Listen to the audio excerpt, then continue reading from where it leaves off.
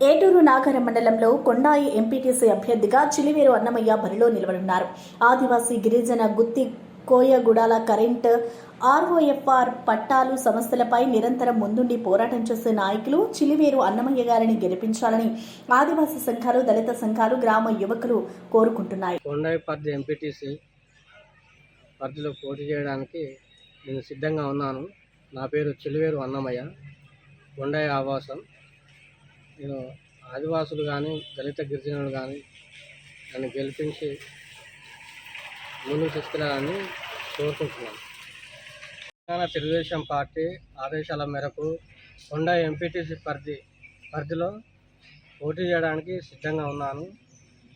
ఆదివాసీ సంఘాలు, దళిత సంఘాలు, విద్యార్థులు, మేధావులు, యువకులు అందరూ కలిసి నాకు అమూల్యమైన ఓటు వేసి గెలిపించగలరని నేను కోరుకుంటున్నాను.